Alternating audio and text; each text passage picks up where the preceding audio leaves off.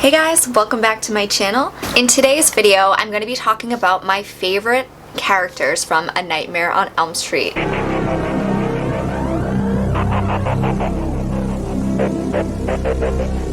A Nightmare on Elm Street is my favorite horror franchise for many reasons, one of which would be the amazing characters. Each film is filled with characters who are not just cardboard cutouts of the typical teen who's just waiting to get killed off in an unforgettable way. Each character is diverse and unique with their own personalities, and each stands out in their own unique ways. They all have backstories and past traumas that they have to overcome. All of them have some type of thing that is driving them in their fight against Freddy, and I love getting to explore that over the course of the series. All react differently when they face Freddy, and not everybody goes down without a fight. In this video, I'm going to be talking about my 10 favorite characters from the series. Will your favorite make the list? Stay tuned to find out. So first on the list is Mark Davis from Freddy vs. Jason. Mark Davis is a troubled teen who has suffered some traumatic events in his life, particularly with his older brother dying, and he's been experiencing traumatic nightmares, and it ultimately leads him to be admitted into a psychiatric facility called Weston Hills. Weston Hills is the same psychiatric facility that we discover in A Nightmare on Elm Street 3, which I will touch upon later in this video. I love Mark for several reasons. One is that the actor is great as him. I love when I see Brendan Fletcher on screen in something because I know he's going to give it his all, and he does that here in Freddy vs. Jason. I would consider Mark to be street smart.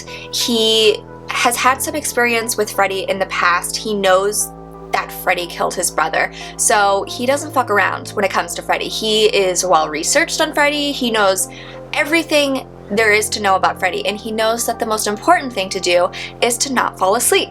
Mark is also a great friend to Will. He helps Will escape from the psychiatric facility so that Will can check on his girlfriend, who he fears is in danger, and he risks his life in the process. Mark is so determined not to let Freddy kill anybody else in the town that he inadvertently scares them all into knowing about Freddy by letting them know exactly who Freddy is, and that ultimately works in Freddy's advantage.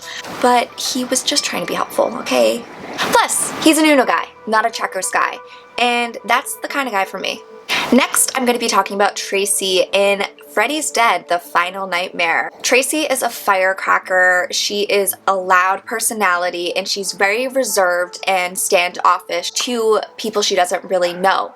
She suffered abuse at the hands of her father growing up, so that's really warped her sense of view and outlook on the world as an adult. And while she does struggle to develop positive, healthy relationships later in life, it doesn't mean that she doesn't connect with people. She still has that sense of compassion and protectiveness of her peers. You know, she's not going to be super best friends with people, but she'll stand by you and she'll fight alongside you. I think that the abuse that Tracy experienced in her childhood allowed her to create defense mechanisms later on in life, so she didn't really have to deal with things. But she decides that she's going to take back her power by learning how to fight physically and actually defend herself.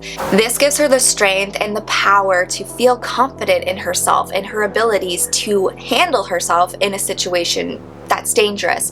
When Tracy finally confronts Freddy for the first time, it's almost a therapeutic experience for her because she gets to unleash all of the trauma that she experienced earlier in her life and just unload on Freddy. It's exhilarating to watch Tracy's growth, and it's rewarding to see her actually fight Freddy and survive.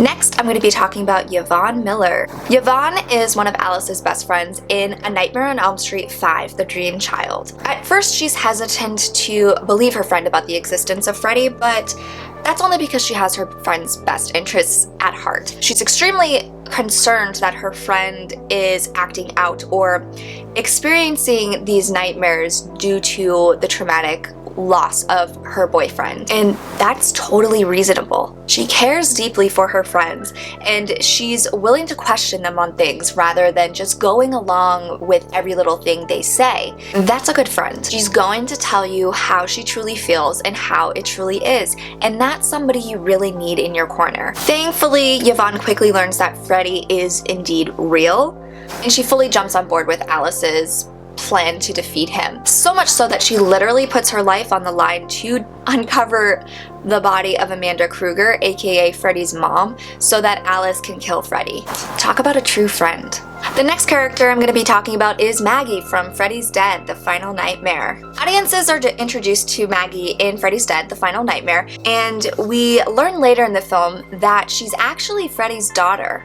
But Maggie is nothing like her father. She's selfless and she's dedicated to helping troubled teens, not killing them. Not only that, but Maggie is a true fighter who uses her strength and intelligence to defeat Freddy in the end. Until the next movie. Maggie is inquisitive and she's a go-getter. Plus, she has some pretty cool knife throwing skills. Next is Kincaid. We first meet Kincaid in A Nightmare on Elm Street 3, The Dream Warriors. Kincaid reminds me of a gentle teddy bear. He is defensive and he can be super angry and expressive when he's upset, when he has something to fight for. However, he will fight for you and he does have a lot of heart. He's super courageous and incredibly selfless. Plus, he's not afraid to shit talk Freddy. Next, I'm going to be talking about Debbie Stevens. Debbie first appears in A Nightmare on Elm Street 4, The Dream Master. Dressed in a black leather jacket and a crop top bearing her chiseled abs and wearing her hair teased to the max,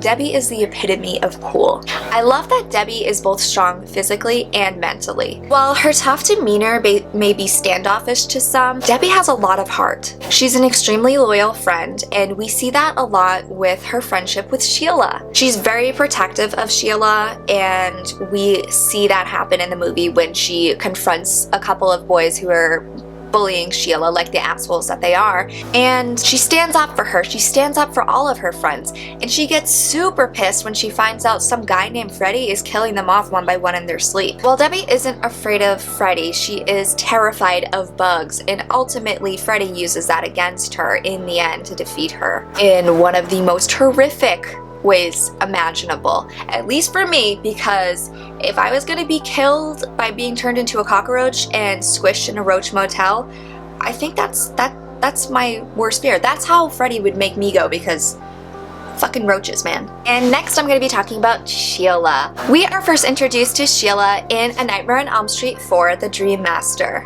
Always wearing giant glasses, Sheila is known for being a total book nerd. Sheila is an intelligent and compassionate friend to both Debbie and Alice. She even makes an electronic device for Debbie to ward off bugs because she knows how scared Debbie is of them, and that's pretty cool to me. Sheila is driven and determined, and her motto, mind over matter, really says a lot about her character. Unfortunately, Freddy preys on Sheila's asthma to kill her, and there's nothing she can really do about that in the end. Next, I'm going to be talking about Taryn White. We first meet Taryn in A Nightmare on Elm Street 3, Dream Warriors. She's a troubled teen who's been committed to Weston Hills for her past addiction and struggles. Taryn struggles with addiction, and it's a constant battle against temptation, especially when she has someone working in the hospital trying to seduce her with drugs. However, she almost uses her pain as fuel to fire her up against the obstacles that come her way. She knows how hard it was to get to where she is now, and she is not going to give up so easily. So the fact that she was able to overcome one of the hardest moments or periods of time in her life, she knows she can overcome anything. When she's up against a guy like Freddy, she's not gonna just let him take her out so easily. Taryn is sensitive and she can react pretty aggressively towards somebody when she's upset, but deep down Taryn means well. She's trying to navigate her life through sobriety, and that's not so easy, especially for a teenage girl. Taryn is ultimately defeated by Freddy, and her death is one of the hardest for me to swallow, but despite being killed by Freddy in such a horrific way, she didn't go down without a fight. Next is Alice Johnson. Alice makes her introduction in A Nightmare on Elm Street 4, The Dream Master, and we also see her in A Nightmare on Elm Street 5, The Dream Child. I love watching Alice's transformation over the course of the two films because when we first meet her, she's very meek and timid and very shy and unsure of herself. But as she has to deal with a lot of shit in her life, you know, losing her mother, living with an abusive father, losing her brother, losing all of her friends, losing her baby daddy, and struggling with potentially losing her firstborn child. It all forces her to stand up and brave the world in a new way. She really truly blossoms into this fearless warrior once we see her in A Nightmare on Elm Street 5. All of the trauma and horrifying things that she experiences in her life prepares her and makes her stronger and ready to fight Freddy. Alice defeats Freddy not once, but twice. She's one of the MVPs of the series. And lastly, my favorite character from A Nightmare on Elm Street is Nancy Thompson. We are first introduced to Nancy Thompson as the final girl of A Nightmare on Elm Street. We also see her in A Nightmare on Elm Street 3, Dream Warriors. Nancy is the epitome of the final girl. Nancy is the first of her friends to fight Freddy and survive. She uses her head all throughout the film. She never brushes her friend Tina off when Tina tells her about her nightmares. She never distrusts Rod when he tells her what happened to Tina, and she never lets her guard down, especially when her friends start dying. Nancy's perseverance and drive really helps her remain focused throughout her nightmares, and she quickly realizes that she can bring things out of her nightmares and use that to her advantage. We see Nancy set up booby traps all through her house. We see her literally turn her back on Freddy and tell him that he's shit. She defeats him by being a fucking badass. Nancy is strong-willed and braver than I will ever be, and she is also incredibly compassionate and selfless when she helps the kids in A Nightmare on Elm Street 3 find their inner dream warriors and defeat Freddy, even if it means giving up her own life. And there you have it. Those are my favorite characters in the A Nightmare on Elm Street series. Let me know down below if any of your favorites are on the list and if I missed anybody that you think deserves to be mentioned. Please hit subscribe if you're interested in seeing more spooky shit like this. There will probably be plenty of more videos where I discuss and analyze Freddy and A Nightmare on Elm Street because that's my ultimate favorite franchise and Freddy's my boy. Connect with me on social so we can become spooky besties, and I'll see you next time, guys.